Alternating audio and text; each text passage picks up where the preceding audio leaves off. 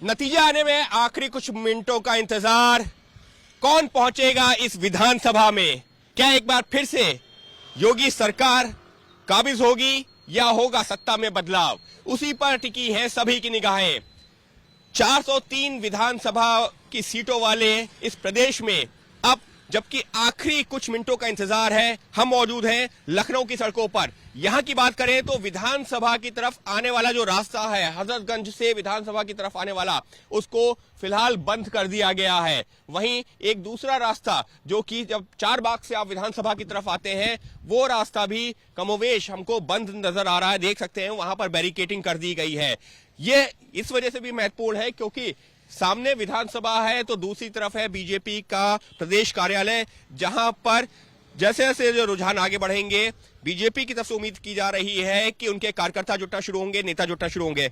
इस वक्त सुबह का वक्त है, नतीजे आने में कुछ मिनटों का इंतजार। और राकेश त्रिपाठी जो बीजेपी के प्रवक्ता हैं, वो पहुंच चुके हैं बीजेपी कार्यालय। विधानसभा निहार रहे हैं, क्या उम्मीद है? हमें पूरी उम्मीद है कि विधानसभा में फिर भारतीय जनता पार्टी की सरकार बनेगी। विधानसभा में मुख्यमंत्री योगी आदित्यनाथ जी होंगे और उत्तर प्रदेश की जो विकास की गाथा हमने लिखनी शुरू की है, हम उसके अगले अध्याय को लिखने का काम करेंगे। और ये 37 सालों का जो रिकॉर्ड है कि कोई सरकार रिपीट नहीं होती है, हम उस रिकॉर्ड को तोड़ करके एक नया रिकॉर्ड गढ़ने जा रहे हैं। लेकिन विपक्ष की तरफ से, खासतौर पर अखिलेश यादव की तरफ से साफ तौर पर कहा जा रहा है, ईवीएम को लेकर के सवाल उठाए जा रहे हैं। अपने नेताओं को, कार्यकर्ताओं को अलर्ट कर दिया गया है और जगह जगह हम देख रहे हैं कि कई दिनों से लोग बैठे हुए हैं, उनके नेता और कार्यकर्ता। देखिए, एक पुरानी कहावत है, खिसियाई बिल्ली खंभा नोचे। अब उत्तर प्रदेश में कहावत बदल गई है, खिसियाया विपक्ष ईवीएम नोचे।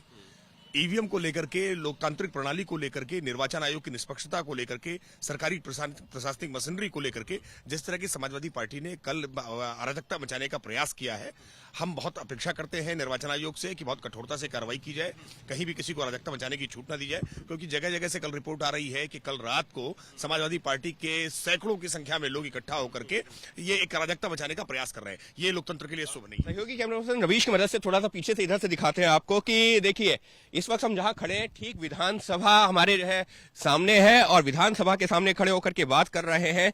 कितनी सीटें इस विधानसभा में अगर बीजेपी दोबारा आ रही है तो कितनी सीटें? देखिए, हम प्रचंड बहुमत के साथ आ रहे हैं और हमें पूरी उम्मीद है कि जो 2017 में जनादेश जनता ने हमको दिया था, उससे भी ज्यादा प्रचंड जनादेश इस बार। क्या फैक्टर? देखिए, विकास का हमने काम किया है और सबसे महत्वपूर्ण रहा है उत्तर प्रदेश में योगी आदित्यनाथ जी की कानून व्यवस्था। पिछले चुनाव में देखेंगे 2007 में, 2012 या 2017 में कानून व्यवस्था एक मुद्दा हमेशा रहा है, लेकिन कानून व्यवस्था पे सरकार की नाकामियां रहती थी। पहली ये सरकार है जिसने कानून व्यवस्था को अपना पॉजिटिव मुद्दा बनाने का काम किया है और कानून व्यवस्था के नाम पर सहारनपुर से लेकर सोनभद्र तक और मिर्जापुर से लेकर के मुरादाबाद तक उत्तर प्रदेश की जनता में सुरक्षा का जो एहसास आया है। कहीं ऐसा तो नहीं है कि जो एग्जिट पोल आ रहे हैं, दिख रहे हैं, उसके कुछ उलट आपको लग रहा है? बिल्कुल सवाल ही नहीं उठता। एग्जिट पोल्स बढ़ते हुए क्रम में हम दिख रहे हैं। ओपिनियन पोल से ज्यादा हमें एग्जिट पोल में मिला है और एग्जिट पोल से ज्यादा आज हमें परिणाम में मिलेगा।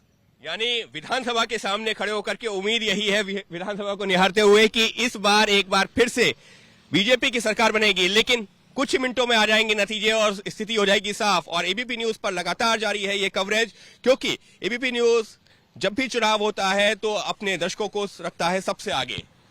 सहयोगी कैमरा पर्सन रवीश पांडे के साथ अंकित गुप्ता, एबीपी न्यूज, लखनऊ।